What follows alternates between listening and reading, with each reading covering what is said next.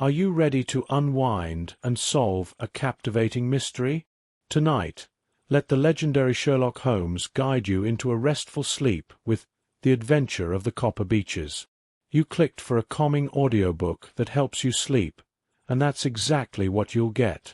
From the brilliant mind of Arthur Conan Doyle, this tale introduces us to Violet Hunter, a young governess facing an unusually strange proposition.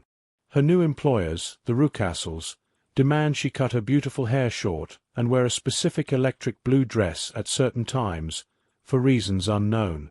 But as the odd requests escalate, Violet begins to fear for her very life. What dark secrets are hidden within the secluded Copper Beeches estate? Why are these peculiar demands being made? And can even the great Sherlock Holmes untangle this web of deception before it's too late?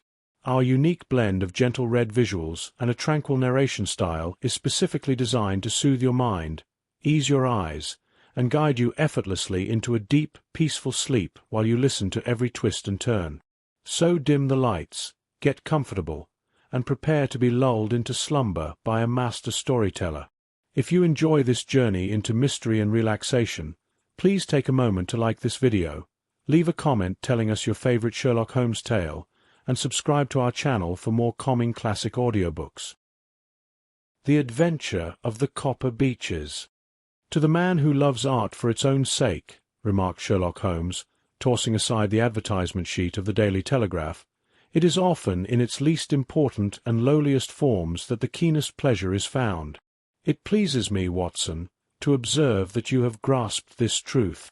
In these little records of our cases, which you have been good enough to compile, and I must admit, occasionally embellish, you have given prominence not so much to the many celebrated and sensational trials in which I have appeared, but rather to those incidents.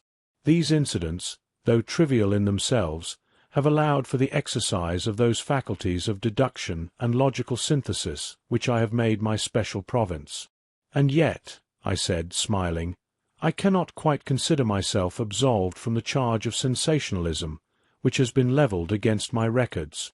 You have erred, perhaps, he observed, taking up a glowing cinder with the tongs. With it, he lit the long cherry-wood pipe which he was accustomed to using instead of his clay pipe when in a disputatious, rather than meditative, mood. You have erred, perhaps, in attempting to put colour and life into each of your statements. Instead, you should have confined yourself to recording that severe reasoning from cause to effect, which is truly the only notable feature of the matter. It seems to me that I have done you full justice in the matter, I remarked with some coldness. I was repelled by the egotism which I had more than once observed to be a strong factor in my friend's unique character. No, it is not selfishness or conceit, he said, answering my thoughts rather than my words, as was his habit. If I claim full justice for my art, it is because it is an impersonal thing, a thing beyond myself. Crime is common, logic is rare. Therefore, it is upon logic, rather than upon the crime, that you should dwell. You have degraded what should have been a course of lectures into a series of tales. It was a cold morning in early spring. We sat after breakfast on either side of a cheerful fire in the old room at Baker Street. A thick fog rolled down between the lines of dun-coloured houses, and the opposing windows loomed like dark, shapeless blurs through the heavy yellow wreaths. Our gas lamp was lit and shone on the white cloth, and the glimmer of china and metal, for the table had not been cleared yet. Sherlock Holmes had been silent all morning, continuously poring over the advertisement columns of a succession of papers. At last, having apparently given up his search, he emerged in a rather ill temper to lecture me upon my literary shortcomings. At the same time, he remarked after a pause, during which he had sat puffing at his long pipe and gazing down into the fire, you can hardly be accused of sensationalism, for out of these cases which you have been so kind as to take an interest in, a fair proportion do not deal with crime, in its legal sense, at all.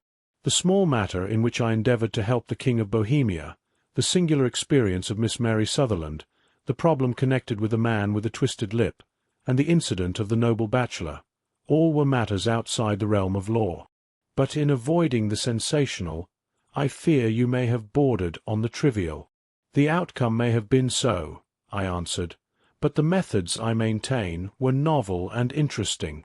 Sure, my dear fellow, what do the public, the great unobservant public, who could hardly tell a weaver by his tooth or a compositor by his left thumb, care about the finer shades of analysis and deduction? But, indeed, if you are trivial, I cannot blame you, for the days of the great cases are past. Man, or at least criminal man, has lost all enterprise and originality. As for my own little practice, it seems to be degenerating into an agency for recovering lost lead pencils and giving advice to young ladies from boarding schools. I think I have touched bottom at last, however. This note I received this morning marks my 0 point, I fancy. Read it. He tossed a crumpled letter across to me. It was dated from Montague Place the preceding evening, and read thus: Dear Holmes, I am very anxious to consult you as to whether I should or should not accept a situation which has been offered to me as governess. I shall call at 10:30 tomorrow, if I do not inconvenience you. Yours faithfully, Violet Hunter. Do you know the young lady? I asked. Not I. It is 10:30 now. Yes, and I have no doubt that is her ring. It may turn out to be of more interest than you think. You remember that the affair of the blue carbuncle, which appeared to be a mere whim at first, developed into a serious investigation. It may be so in this case, also. Well, let us hope so. But our doubts will very soon be solved, for here, unless I am much mistaken, is the person in question. As he spoke, the door opened and a young lady entered the room. She was plainly but neatly dressed, with a bright, quick face, freckled like a plover's egg, and with the brisk manner of a woman who has had to make her own way in the world. You will excuse my troubling you, I am sure, she said, as my companion rose to greet her, but I have had a very strange experience.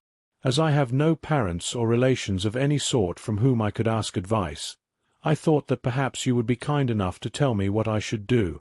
Pray take a seat, Miss Hunter. I shall be happy to do anything that I can to serve you. I could see that Holmes was favourably impressed by the manner and speech of his new client. He looked her over in his searching fashion, and then composed himself, with his lids drooping and his fingertips together, to listen to her story. I have been a governess for 5 years, she said, in the family of Colonel Spence Munro. But 2 months ago, the Colonel received an appointment at Halifax, in Nova Scotia, and took his children over to America with him. So I found myself without a situation. I advertised, and I answered advertisements, but without success. At last, the little money which I had saved began to run short, and I was at my wits' end as to what I should do. There is a well-known agency for governesses in the West End called Westways. There I used to call about once a week in order to see whether anything had turned up which might suit me. Westway was the name of the founder of the business, but it is really managed by Miss Stoper. She sits in her own little office, and the ladies who are seeking employment wait in an anteroom. They are then shown one by one, when she consults her ledgers and sees whether she has anything that would suit them. Well, when I called last week, I was shown into the little office as usual, but I found that Miss Stoper was not alone.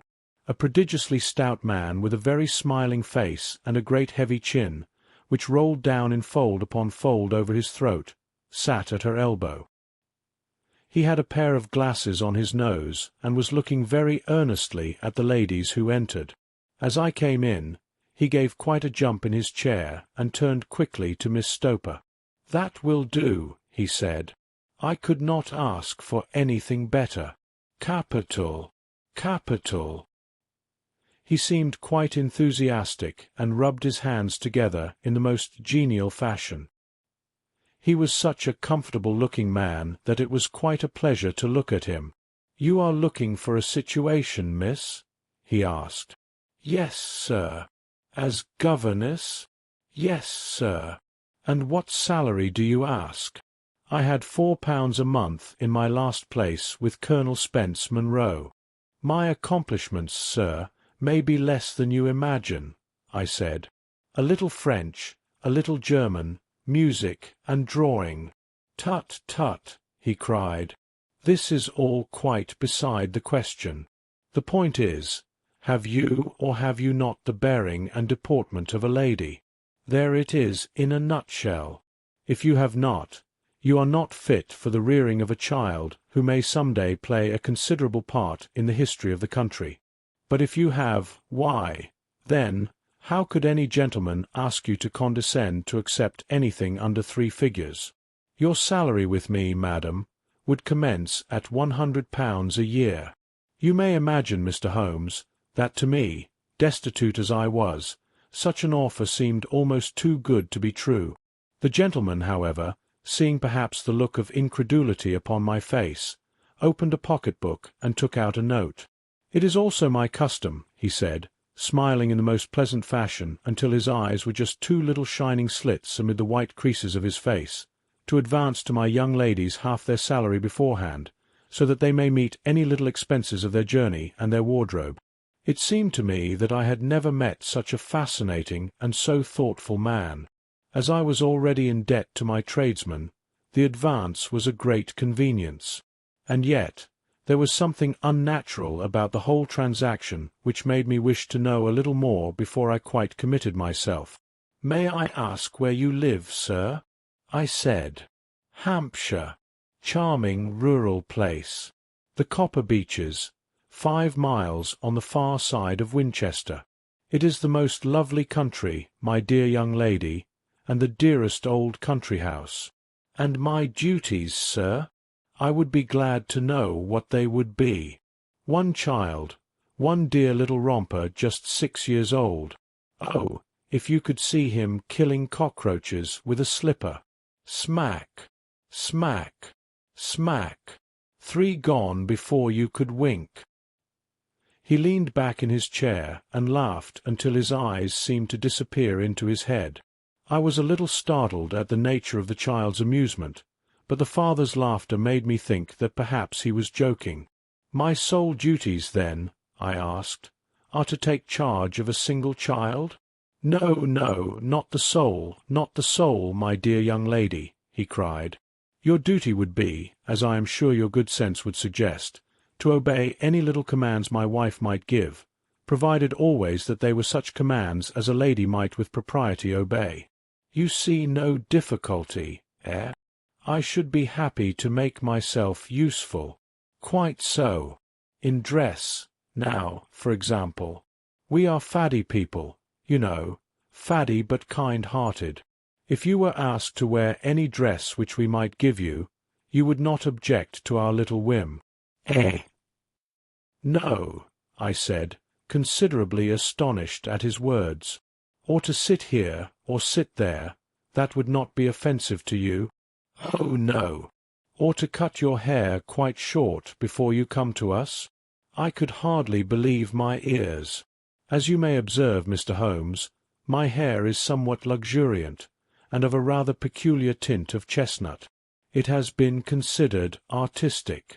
I could not dream of sacrificing it in this off-hand fashion. "I am afraid that that is quite impossible," I said. He had been watching me eagerly out of his small eyes, and I could see a shadow pass over his face as I spoke. "I am afraid that it is quite essential," he said. "It is a little fancy of my wife's, and ladies' fancies, you know, madam, ladies' fancies must be consulted. And so you won't cut your hair?" "No, sir, I really could not," I answered firmly. "Ah, very well. Then that quite settles the matter. It is a pity, because in other respects you would really have done very nicely. In that case, Miss Stoper, I had best inspect a few more of your young ladies." The manager had sat all this while busy with her papers without a word to either of us. But she glanced at me now with so much annoyance upon her face that I could not help suspecting that she had lost a handsome commission through my refusal. "Do you desire your name to be kept upon the books?" she asked. "If you please, Miss Stoper." "Well, really, it seems rather useless, since you refuse the most excellent offers in this fashion," she said sharply. "You can hardly expect us to exert ourselves to find another such opening for you. Good day to you, Miss Hunter." She struck a gong upon the table, and I was shown out by the page. Well, Mr. Holmes, when I returned to my lodgings, and found little enough in the cupboard, with 2 or 3 bills on the table, I began to ask myself if I hadn't done a very foolish thing. After all, if these people had strange fads and expected obedience in the most extraordinary matters, they were at least ready to pay for their eccentricity. Very few governesses in England earn £100 a year. Besides, what use was my hair to me? Many people are improved by wearing it short, and perhaps I would be among them. The next day I was inclined to think I had made a mistake, and by the day after I was sure of it. I had almost overcome my pride enough to go back to the agency and inquire if the place was still open when I received this letter from the gentleman himself. I have it here, and I will read it to you. The Copper Beeches, near Winchester. Dear Miss Hunter, Miss Stoper has very kindly given me your address, and I write from here to ask if you have reconsidered your decision. My wife is very anxious that you should come, for she has been very attracted by my description of you. We are willing to give £30 a quarter, or £120 a year, to recompense you for any little inconvenience which our fads may cause you. They are not very exacting, after all. My wife is fond of a particular shade of electric blue, and would like you to wear such a dress indoors in the morning. You need not, however, go to the expense of purchasing one, as we have one belonging to my dear daughter Alice, now in Philadelphia, which would, I think, fit you very well. Then, as to sitting here or there, or amusing yourself in any manner indicated, that need cause you no inconvenience. As regards your hair, it is no doubt a pity, especially as I could not help remarking its beauty during our short interview. But I am afraid that I must remain firm upon this point, and I only hope that the increased salary may compensate you for the loss. Your duties, as far as the child is concerned, are very light. Now, do try to come, and I shall meet you with the dog-cart at Winchester. Let me know your train. Yours faithfully, Jeffro Rucastle. That is the letter which I have just received, Mr. Holmes, and my mind is made up that I will accept it. I thought, however, that before taking the final step, I would like to submit the whole matter to your consideration. Well, Miss Hunter, if your mind is made up, that settles the question, said Holmes, smiling. But you would not advise me to refuse? I confess that it is not the situation for which I would like to see a sister of mine apply. What is the meaning of it all, Mr. Holmes? Ah, I have no data. I cannot tell. Perhaps you have yourself formed some opinion. Well, there seems to me to be only one possible solution. Mr. Rucastle seemed to be a very kind, good-natured man.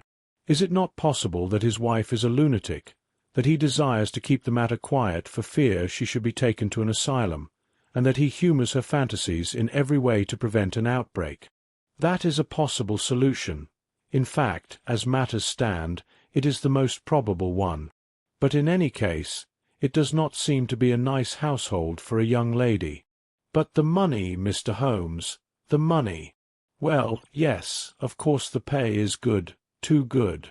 That is what makes me uneasy. Why should they give you £120 a year, when they could have their pick for £40? There must be some strong reason behind it. I thought that if I told you the circumstances, you would understand afterward if I wanted your help. I would feel so much stronger if I felt that you were behind me. Oh, you may carry that feeling away with you. I assure you that your little problem promises to be the most interesting which has come my way for some months.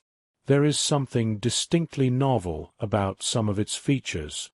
If you should find yourself in doubt or in danger— Danger! What danger do you foresee? Holmes shook his head gravely. It would cease to be a danger if we could define it, he said. But at any time, day or night, a telegram would bring me down to your help. That is enough." She rose briskly from her chair with the anxiety completely swept from her face. "I shall go down to Hampshire quite easily in my mind now. I shall write to Mr. Rucastle at once, sacrifice my poor hair tonight, and start for Winchester tomorrow." With a few grateful words to Holmes, she bade us both good night and bustled off on her way. "At least," I said as we heard her quick, firm steps descending the stairs, "she seems to be a young lady who is very well able to take care of herself." "And she would need to be," said Holmes gravely. "I am very mistaken if we do not hear from her before many days are past." It was not very long before my friend's prediction was fulfilled. A fortnight went by, during which I frequently found my thoughts turning in her direction, wondering what strange side alley of human experience this lonely woman had strayed into. The unusual salary, the curious conditions, the light duties, all pointed to something abnormal. Whether a fad or a plot, or whether the man were a philanthropist or a villain, it was quite beyond my powers to determine. As for Holmes, I observed that he sat frequently for half an hour on end, with knitted brows and an abstracted air. But he swept the matter away with a wave of his hand when I mentioned it. "Data! Data! Data!" he cried impatiently. "I can't make bricks without clay." And yet he would always wind up by muttering that no sister of his should ever have accepted such a situation. The telegram which we eventually received came late one night, just as I was thinking of turning in. Holmes was settling down to one of those all-night chemical researches which he frequently indulged in. I would leave him stooping over a retort and a test tube at night, and find him in the same position when I came down to breakfast in the morning. He opened the yellow envelope, and then, glancing at the message, threw it across to me. "Just look up the trains in Bradshaw," he said, and turned back to his chemical studies. The summons was a brief and urgent one. "Please be at the Black Swan Hotel at Winchester at midday tomorrow," it said. "Do come. I am at my wits' end. Hunter, will you come with me?" asked Holmes, glancing up. "I should wish to." "Just look it up, then." "There is a train at 9:30, I said, glancing over my Bradshaw. "It is due at Winchester at 11:30. "That will do very nicely. Then perhaps I had better postpone my analysis of the acetones, as we may need to be at our best in the morning." By 11 o'clock the next day, we were well on our way to the old English capital. Holmes had been buried in the morning papers all the way down, but after we had passed the Hampshire border, he threw them down and began to admire the scenery. It was an ideal spring day, a light blue sky, flecked with little fleecy white clouds drifting across from west to east. The sun was shining very brightly, and yet there was an exhilarating nip in the air, which sharpened a man's energy. All over the countryside, away to the rolling hills around Aldershot, the little red and grey roofs of the farmsteads peeped out from amid the light green of the new foliage. "Are they not fresh and beautiful?" I cried with all the enthusiasm of a man fresh from the fogs of Baker Street. But Holmes shook his head gravely. "Do you know, Watson," he said, "that it is one of the curses of a mind with a turn like mine that I must look at everything with reference to my own special subject. You look at these scattered houses, and you are impressed by their beauty. I look at them, and the only thought which comes to me is a feeling of their isolation and of the impunity with which crime may be committed there." "Good heavens!" I cried. "Who would associate crime with these dear old homesteads? They always fill me with a certain horror. It is my belief, Watson, founded upon my experience, that the lowest and vilest alleys in London do not present a more dreadful record of sin than does the smiling and beautiful countryside." "You horrify me. But the reason is very obvious. The pressure of public opinion can do in the town what the law cannot accomplish. There is no lane so vile that the scream of a tortured child, or the thud of a drunkard's blow, does not beget sympathy and indignation among the neighbours. and then the whole machinery of justice is ever so close that a word of complaint can set it going, and there is but a step between the crime and the dock. But look at these lonely houses, each in its own fields, filled for the most part with poor, ignorant folk who know little of the law. Think of the deeds of hellish cruelty, the hidden wickedness which may go on, year in, year out, in such places, and none the wiser. Had this lady who appeals to us for help gone to live in Winchester, I should never have had a fear of her. It is the 5 miles of country which makes the danger. Still, it is clear that she is not personally threatened. No. If she can come to Winchester to meet us, she can get away. Quite so. She has her freedom. What can be the matter, then? Can you suggest no explanation? I have devised 7 separate explanations, each of which would cover the facts as far as we know them. But which of these is correct can only be determined by the fresh information which we shall no doubt find waiting for us. Well, there is the tower of the cathedral, and we shall soon learn all that Miss Hunter has to tell. The Black Swan is an inn of repute in the High Street, not far from the station, and there we found the young lady waiting for us. She had engaged a sitting-room, and our lunch awaited us upon the table. "I am so delighted that you have come," she said earnestly. "It is so very kind of you both, but indeed I do not know what I should do. Your advice will be altogether invaluable to me. Pray tell us what has happened to you." "I will do so, and I must be quick, for I have promised Mr. Rucastle to be back before 3. I got his leave to come into town this morning, though he knew little for what purpose. Let us have everything in its due order." Holmes thrust his long, thin legs out towards the fire and composed himself to listen. "In the first place, I may say that I have met, on the whole, with no actual ill-treatment from Mr. and Mrs. Rucastle. It is only fair to them to say that. But I cannot understand them, and I am not easy in my mind about them."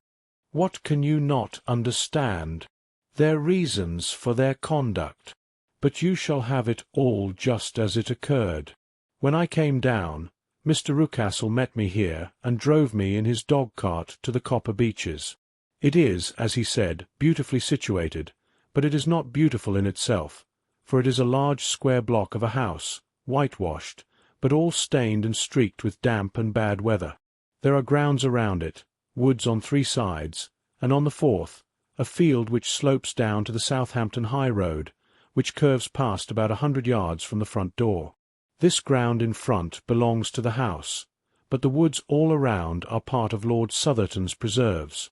A clump of copper beeches immediately in front of the hall door has given its name to the place.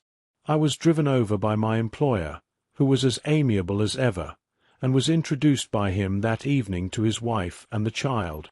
There was no truth, Mr. Holmes, in the conjecture which seemed to us to be probable in your rooms at Baker Street. Mrs. Rucastle is not mad. I found her to be a silent, pale-faced woman, much younger than her husband, not more than 30, I should think, while he can hardly be less than 45. From their conversation, I have gathered that they have been married about 7 years, that he was a widower, and that his only child by the first wife was the daughter who has gone to Philadelphia. Mr. Rucastle told me in private that the reason why she had left them was that she had an unreasoning aversion to her stepmother. As the daughter could not have been less than 20, I can quite imagine that her position must have been uncomfortable with her father's young wife. Mrs. Rucastle seemed to me to be colourless in mind as well as in feature. She impressed me neither favourably nor the reverse. She was a nonentity. It was easy to see that she was passionately devoted both to her husband and to her little son. Her light grey eyes wandered continually from one to the other, noting every little want and forestalling it if possible. He was kind to her also in his bluff, boisterous fashion, and on the whole they seemed to be a happy couple. And yet she had some secret sorrow, this woman. She would often be lost in deep thought, with the saddest look upon her face. More than once I have surprised her in tears. I have sometimes thought that it was the disposition of her child which weighed upon her mind, for I have never met such an utterly spoiled and ill-natured little creature. He is small for his age, with a head which is quite disproportionately large. His whole life appears to be spent in an alternation between savage fits of passion and gloomy intervals of sulking. Giving pain to any creature weaker than himself seems to be his one idea of amusement, and he shows quite remarkable talent in planning the capture of mice, little birds, and insects. But I would rather not talk about the creature, Mr. Holmes, and, indeed, he has little to do with my story. I am glad of all details, remarked my friend, whether they seem to you to be relevant or not. I shall try not to miss anything of importance. The one unpleasant thing about the house, which struck me at once, was the appearance and conduct of the servants. There are only two, a man and his wife. Toller, for that is his name, is a rough, uncouth man, with grizzled hair and whiskers, and a perpetual smell of drink. Twice since I have been with them, he has been quite drunk, and yet Mr. Rucastle seemed to take no notice of it. His wife is a very tall and strong woman with a sour face, as silent as Mrs. Rucastle and much less amiable. They are a most unpleasant couple, but fortunately I spend most of my time in the nursery and my own room, which are next to each other in one corner of the building. For 2 days after my arrival at the Copper Beeches, my life was very quiet. On the third, Mrs. Rucastle came down just after breakfast and whispered something to her husband. "Oh, yes," he said, turning to me, "we are very much obliged to you, Miss Hunter, for falling in with our whims so far as to cut your hair. I assure you that it has not detracted in the tiniest iota from your appearance. We shall now see how the electric blue dress will become you. You will find it laid out upon the bed in your room, and if you would be so good as to put it on, we should both be extremely obliged." The dress which I found waiting for me was of a peculiar shade of blue. It was of excellent material, a sort of serge, but it bore unmistakable signs of having been worn before. It could not have been a better fit if I had been measured for it. Both Mr. and Mrs. Rucastle expressed delight at the look of it, which seemed quite exaggerated in its vehemence. They were waiting for me in the drawing-room, which is a very large room, stretching along the entire front of the house, with 3 long windows reaching down to the floor. A chair had been placed close to the central window, with its back turned towards it. In this I was asked to sit, and then Mr. Rucastle, walking up and down on the other side of the room, began to tell me a series of the funniest stories that I have ever listened to. You cannot imagine how comical he was, and I laughed until I was quite weary. Mrs. Rucastle, however, who has evidently no sense of humour, never so much as smiled, but sat with her hands in her lap, and a sad, anxious look upon her face. After an hour or so, Mr. Rucastle suddenly remarked that it was time to commence the duties of the day, and that I might change my dress and go to little Edward in the nursery. 2 days later, this same performance went through under exactly similar circumstances. Again I changed my dress, again I sat in the window, and again I laughed very heartily at the funny stories of which my employer had an immense repertoire, and which he told inimitably. Then he handed me a yellow-backed novel, and moving my chair a little sideways, so that my own shadow might not fall upon the page, he begged me to read aloud to him. I read for about 10 minutes, beginning in the heart of a chapter, and then suddenly, in the middle of a sentence, he ordered me to cease and to change my dress. You can easily imagine, Mr. Holmes, how curious I became as to what the meaning of this extraordinary performance could possibly be. They were always very careful, I observed, to turn my face away from the window, so that I became consumed with a desire to see what was going on behind my back. At first it seemed impossible, but I soon devised a means. My hand mirror had been broken, so a happy thought seized me, and I concealed a piece of the glass in my handkerchief. On the next occasion, in the midst of my laughter, I put my handkerchief up to my eyes, and was able with a little management to see all that there was behind me. I confess that I was disappointed. There was nothing. At least, that was my first impression. At the second glance, however, I perceived that there was a man standing in the Southampton Road, a small bearded man in a grey suit, who seemed to be looking in my direction. The road is an important highway, and there are usually people there. This man, however, was leaning against the railings which bordered our field, and was looking earnestly up. I lowered my handkerchief and glanced at Mrs. Rucastle to find her eyes fixed upon me with a most searching gaze. She said nothing, but I am convinced that she had divined that I had a mirror in my hand and had seen what was behind me. She rose at once. "Jeffro," she said, "there is an impertinent fellow upon the road there who stares up at Miss Hunter." "No friend of yours, Miss Hunter?" he asked. "No, I know no one in these parts." "Dear me, how very impertinent! Kindly turn around and motion to him to go away. Surely it would be better to take no notice." "No, no, we should have him loitering here always. Kindly turn round and wave him away like that." I did as I was told, and at the same instant Mrs. Rucastle drew down the blind. That was a week ago, and from that time I have not sat again in the window, nor have I worn the blue dress, nor seen the man in the road. "Pray continue," said Holmes. "Your narrative promises to be a most interesting one. You will find it rather disconnected, I fear, and there may prove to be little relation between the different incidents of which I speak. On the very first day that I was at the Copper Beeches, Mr. Rucastle took me to a small outhouse which stands near the kitchen door. As we approached it, I heard the sharp rattling of a chain, and the sound of a large animal moving about. "Look in here," said Mr. Rucastle, showing me a slit between two planks. "Is he not a beauty?" I looked through and was conscious of two glowing eyes, and of a vague figure huddled up in the darkness. "Don't be frightened," said my employer, laughing at the start which I had given. "It's only Carlo, my mastiff. I call him mine, but the really old Toller, my groom, is the only man who can do anything with him. We feed him once a day, and not too much then, so that he is always as keen as mustard. Toller lets him loose every night, and God helps the trespasser whom he lays his fangs upon. For goodness' sake, don't you ever on any pretext set your foot over the threshold at night, for it's as much as your life is worth." The warning was no idle one, for 2 nights later I happened to look out of my bedroom window about 2 o'clock in the morning. It was a beautiful moonlight night, and the lawn in front of the house was silvered over and almost as bright as day.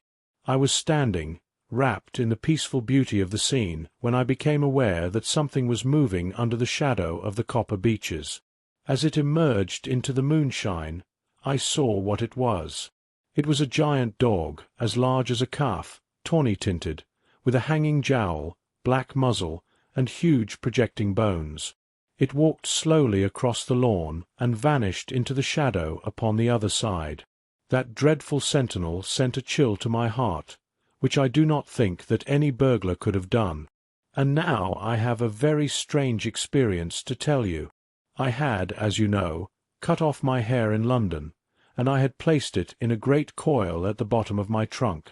One evening, after the child was in bed, I began to amuse myself by examining the furniture of my room and by rearranging my own little things. There was an old chest of drawers in the room, the 2 upper ones empty and open, the lower one locked. I had filled the first 2 with my linen, and as I had still much to pack away, I was naturally annoyed at not having the use of the 3rd drawer. It struck me that it might have been fastened by a mere oversight, so I took out my bunch of keys and tried to open it. The very first key fitted to perfection, and I drew the drawer open. There was only one thing in it, but I am sure that you would never guess what it was. It was my coil of hair. I took it up and examined it. It was of the same peculiar tint and the same thickness. But then the impossibility of the thing struck me. How could my hair have been locked in the drawer? With trembling hands I undid my trunk, turned out the contents, and drew from the bottom my own hair. I laid the 2 tresses together, and I assure you that they were identical. Was it not extraordinary? Puzzle as I would, I could make nothing at all of what it meant.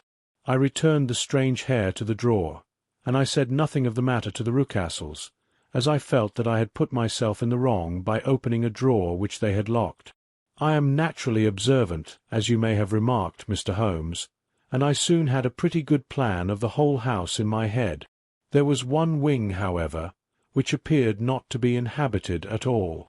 A door which faced that which led into the quarters of the Tollers opened into this suite, but it was invariably locked. One day, however, as I ascended the stairs, I met Mr. Rucastle coming out through this door, his keys in his hand, and a look on his face which made him a very different person from the round, jovial man to whom I was accustomed. His cheeks were red, his brow was all crinkled with anger, and the veins stood out at his temples with passion. He locked the door and hurried past me without a word or a look. This aroused my curiosity, so when I went out for a walk in the grounds with my charge, I strolled round to the side from which I could see the windows of this part of the house. There were 4 of them in a row, 3 of which were simply dirty, while the 4th was shuttered up. They were evidently all deserted. As I strolled up and down, glancing at them occasionally, Mr. Rucastle came out to me, looking as merry and jovial as ever. "Ah," he said, "you must not think me rude if I passed you without a word, my dear young lady. I was preoccupied with business matters." I assured him that I was not offended. "By the way," I said, "you seem to have quite a suite of spare rooms up there, and one of them has the shutters up." He looked surprised and, as it seemed to me, a little startled at my remark. "Photography is one of my hobbies," he said. "I have made my darkroom up there. But, dear me, what an observant young lady we have come upon! Who would have believed it? Who would have ever believed it?" He spoke in a jesting tone, but there was no jest in his eyes as he looked at me. I read suspicion there and annoyance, but no jest. Well, Mr. Holmes, from the moment that I understood that there was something about that suite of rooms which I was not to know, I was all on fire to go over them.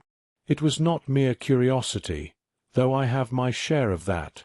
It was more a feeling of duty, a feeling that some good might come from my penetrating to this place. They talk of a woman's instinct. Perhaps it was a woman's instinct which gave me that feeling. At any rate, it was there, and I was keenly on the lookout for any chance to pass the forbidden door. The chance came only yesterday. Mr. Rucastle, along with Toller and his wife, used these deserted rooms for various tasks. I once saw Toller carrying a large, black linen bag through that door. Recently, he has been drinking heavily, and last night he was very drunk. When I went upstairs, I found the key still in the door. I have no doubt he simply left it there. Mr. and Mrs. Rucastle were both downstairs with the child, presenting me with a perfect opportunity. I gently turned the key in the lock, opened the door, and slipped inside. Before me lay a small, unpapered, and uncarpeted passage. It turned at a right angle at its far end. Around this corner, 3 doors stood in a line. The first and third were open. Both led into empty, dusty, and cheerless rooms. One had 2 windows, the other one. They were so caked with dirt that the evening light barely glimmered through them. The centre door was closed. Across its outside, one of the broad bars from an iron bed had been fastened. It was padlocked at one end to a ring in the wall and secured at the other with a stout cord. The door itself was also locked, and the key was missing. This barricaded door clearly corresponded to the shuttered window I'd seen outside. Yet, by the faint glimmer from beneath it, I could tell the room was not dark. Evidently, a skylight allowed light in from above. As I stood in the passage, gazing at that sinister door and wondering what secret it concealed, I suddenly heard footsteps within the room. A shadow moved back and forth against the thin slit of dim light shining from under the door. A mad, unreasoning terror surged through me at the sight, Mr. Holmes. My overstrained nerves suddenly failed me. I turned and ran, as though some dreadful hand were behind me, clutching at the skirt of my dress. I rushed down the passage, through the door, and directly into the arms of Mr. Rucastle, who was waiting outside. "So," he said, smiling, "it was you then. I thought it must be, when I saw the door open. Oh, I am so frightened." I panted. "My dear young lady, my dear young lady." You cannot imagine how caressing and soothing his manner was. "And what has frightened you, my dear young lady?" But his voice was a little too coaxing. He overdid it. I was keenly on my guard against him. "I was foolish enough to go into the empty wing," I answered. "But it is so lonely and eerie in this dim light that I was frightened and ran out again. Oh, it is so dreadfully still in there." "Only that?" he said, looking at me keenly. "Why, what did you think?" I asked. "Why do you think that I lock this door?" "I am sure that I do not know. It is to keep people out who have no business there. Do you see?" He was still smiling in the most amiable manner. "I am sure if I had known." "Well, then, you know now. And if you ever put your foot over that threshold again—" Here, in an instant, the smile hardened into a grin of rage, and he glared down at me with the face of a demon. "I'll throw you to the mastiff." I was so terrified that I don't know what I did. I suppose I must have rushed past him into my room. I remember nothing until I found myself lying on my bed, trembling all over. Then I thought of you, Mr. Holmes. I could not live there longer without some advice. I was frightened of the house, of the man, of the woman, of the servants, even of the child. They were all horrible to me. If I could only bring you down, all would be well. Of course, I might have fled from the house, but my curiosity was almost as strong as my fears. My mind was soon made up. I would send you a wire. I put on my hat and cloak, went down to the office, about half a mile from the house, and then returned, feeling much easier. A horrible doubt came into my mind as I approached the door, fearing the dog might be loose. But I remembered that Toller had drunk himself into insensibility that evening, and I knew he was the only one in the household who had any influence with the savage creature, or who would venture to set him free. I slipped in safely and lay awake half the night, joyful at the thought of seeing you. I had no difficulty getting leave to come into Winchester this morning, but I must be back before 3 o'clock. Mr. and Mrs. Rucastle are going on a visit and will be away all evening, so I must look after the child. Now I have told you all my adventures, Mr. Holmes, and I would be very glad if you could tell me what it all means, and, above all, what I should do." Holmes and I had listened spellbound to this extraordinary story. My friend now rose and paced up and down the room, his hands in his pockets, and an expression of profound gravity on his face. "Is Toller still drunk?" he asked. "Yes. I heard his wife tell Mrs. Rucastle that she could do nothing with him." "That is well. And the Rucastles go out tonight?" "Yes." "Is there a cellar with a good, strong lock?" "Yes, the wine cellar."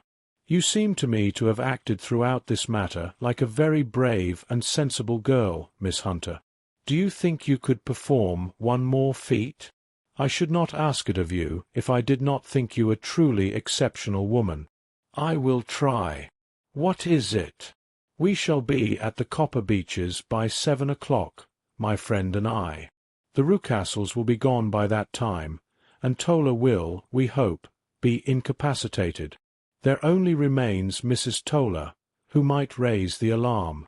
If you could send her into the cellar on some errand, and then turn the key upon her, you would facilitate matters immensely." "I will do it." "Excellent. We shall then look thoroughly into the affair. Of course, there is only one feasible explanation. You have been brought there to impersonate someone, and the real person is imprisoned in this chamber. "That is obvious. As to who this prisoner is, I have no doubt that it is the daughter, Miss Alice Rucastle, if I remember right, who was said to have gone to America. You were chosen, doubtless, as resembling her in height, figure, and the colour of your hair. Hers had been cut off, very possibly due to some illness she has passed through, and so, of course, yours had to be sacrificed also. By a curious chance, you came upon her tresses. The man in the road was undoubtedly some friend of hers, possibly her fiancé, and no doubt, as you wore the girl's dress and were so like her, he was convinced from your laughter, whenever he saw you, and afterwards from your gesture, that Miss Rucastle was perfectly happy, and that she no longer desired his attentions. The dog is let loose at night to prevent him from endeavouring to communicate with her. So much is fairly clear. The most serious point in the case is the disposition of the child. What on earth has that to do with it?" I ejaculated. "My dear Watson, you, as a medical man, are continually gaining insight into the tendencies of a child by studying the parents. Don't you see that the converse is equally valid? I have frequently gained my first real insight into the character of parents by studying their children. This child's disposition is abnormally cruel, merely for cruelty's sake, and whether he derives this from his smiling father, as I should suspect, or from his mother, it bodes evil for the poor girl who is in their power." "I am sure that you are right, Mr. Holmes," cried our client. "1,000 things come back to me which make me certain that you have hit upon it. Oh, let us not lose an instant in bringing help to this poor creature. We must be circumspect, for we are dealing with a very cunning man. We can do nothing until 7 o'clock. At that hour we shall be with you, and it will not be long before we solve the mystery." We were as good as our word, for it was just 7 when we reached the Copper Beeches, having put up our trap at a wayside public-house. The group of trees, with their dark leaves shining like burnished metal in the light of the setting sun, were enough to mark the house even if Miss Hunter had not been standing, smiling, on the doorstep. "Have you managed it?"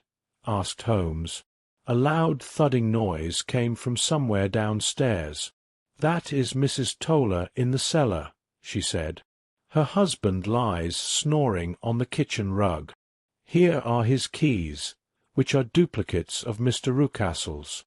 "You have done well indeed," cried Holmes with enthusiasm. "Now lead the way, and we shall soon see the end of this black business." We passed up the stair, unlocked the door, followed down a passage, and found ourselves in front of the barricade Miss Hunter had described. Holmes cut the cord and removed the transverse bar. Then he tried the various keys in the lock, but without success. No sound came from within, and at the silence Holmes' face clouded over. "I trust that we are not too late," he said. "I think, Miss Hunter, that we had better go in without you. Now, Watson, put your shoulder to it, and we shall see whether we cannot make our way in." It was an old, rickety door, and gave way at once before our united strength. Together we rushed into the room. It was empty. There was no furniture save a small pallet bed, a small table, and a basketful of linen. The skylight above was open, and the prisoner was gone. "There has been some villainy here," said Holmes. "This scoundrel has guessed Miss Hunter's intentions and has carried his victim off. But how? Through the skylight.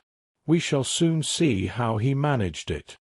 He swung himself up onto the roof. "Ah, yes," he cried. "Here's the end of a long, light ladder against the eaves. That is how he did it." "But it is impossible," said Miss Hunter. "The ladder was not there when the Rucastles went away. He has come back and done it. I tell you that he is a clever and dangerous man. I would not be very much surprised if this were he whose step I hear now upon the stair. I think, Watson, that it would be good for you to have your pistol ready." The words were hardly out of his mouth before a man appeared at the door of the room, a very fat and burly man, with a heavy stick in his hand. Miss Hunter screamed and shrank against the wall at the sight of him, but Sherlock Holmes sprang forward and confronted him. "You villain!" he said. "Where's your daughter?"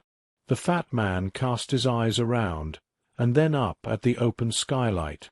"It is for me to ask you that," he shrieked. "You thieves! Spies and thieves! I have caught you, have I? You are in my power. I'll serve you." He turned and clattered down the stairs as hard as he could go.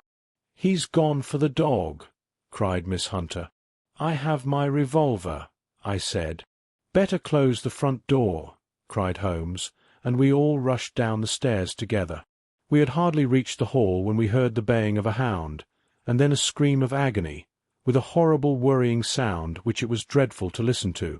An elderly man with a red face and shaking limbs came staggering out at a side door. "My God!" he cried. "Someone has lost the dog. It's not been fed for 2 days. Quick, quick, or it'll be too late." Holmes and I rushed out and around the angle of the house, with Toller hurrying behind us. There was the huge, famished brute, its black muzzle buried in Rucastle's throat, while he writhed and screamed upon the ground. Running up, I blew its brains out, and it fell over, its keen white teeth still meeting in the great creases of his neck. With much labour, we separated them and carried him, living but horribly mangled, into the house. We laid him upon the drawing-room sofa, and having dispatched the sobered Toller to bear the news to his wife, I did what I could to relieve his pain. We were all assembled around him when the door opened, and a tall, gaunt woman entered the room. "Mrs. Toller!" cried Miss Hunter. "Yes, miss. Mr. Rucastle let me out when he came back before he went up to you. Ah, miss, it is a pity you didn't let me know what you were planning, for I would have told you that your pains were wasted." "Ha!" said Holmes, looking keenly at her. "It is clear that Mrs. Toller knows more about this matter than anyone else." "Yes, sir, I do, and I am ready enough to tell what I know." "Then pray sit down and let us hear it, for there are several points on which I must confess that I am still in the dark." "I will soon make it clear to you," she said, "and I'd have done so before now if I could have got out from the cellar. If there's police court business over this, you'll remember that I was the one who stood your friend, and that I was Miss Alice's friend too. Miss Alice was never happy at home, not from the time her father married again. She was slighted and had no say in anything, but it never truly became bad for her until after she met Mr. Fowler at a friend's house. As far as I could learn, Miss Alice had rights of her own by will, but she was so quiet and patient that she never said a word about them, but just left everything in Mr. Rucastle's hands.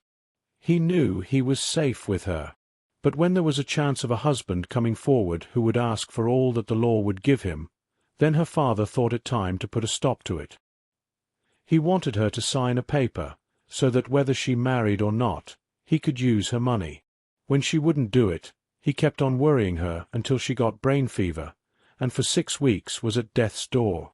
Then she got better at last, all worn to a shadow, and with her beautiful hair cut off. But that didn't make any change in her young man, and he stuck to her as true as a man could be. "Ah," said Holmes, "I think that what you have been good enough to tell us makes the matter fairly clear, and that I can deduce all that remains. Mr. Rucastle then, I presume, took to this system of imprisonment." "Yes, sir." "And brought Miss Hunter down from London in order to get rid of the disagreeable persistence of Mr. Fowler." "That was it, sir. But Mr. Fowler, being a persevering man, as a good seaman should be, blockaded the house. Having met you, he succeeded by certain arguments, metallic or otherwise, in convincing you that your interests were the same as his." "Mr. Fowler was a very kind-spoken, free-handed gentleman," said Mrs. Toller serenely, "and in this way he managed that your good man should have no want of drink, and that a ladder should be ready at the moment when your master had gone out." "You have it, sir, just as it happened." "I am sure we owe you an apology, Mrs. Toller," said Holmes, "for you have certainly cleared up everything which puzzled us. And here comes the country surgeon and Mrs. Rucastle, so I think, Watson, that we had best escort Miss Hunter back to Winchester, as it seems to me that our standing here is now rather questionable." and thus was solved the mystery of the sinister house with the copper beeches in front of the door. Mr. Rucastle survived, but was always a broken man, kept alive solely through the care of his devoted wife. They still live with their old servants, who probably know so much of Rucastle's past life that he finds it difficult to part from them. Mr. Fowler and Miss Rucastle were married by special license in Southampton the day after their flight, and he is now the holder of a government appointment in the island of Mauritius. As for Miss Violet Hunter, my friend Holmes, rather to my disappointment, manifested no further interest in her once she had ceased to be the centre of one of his problems. She is now the head of a private school at Walsall, where I believe she has met with considerable success.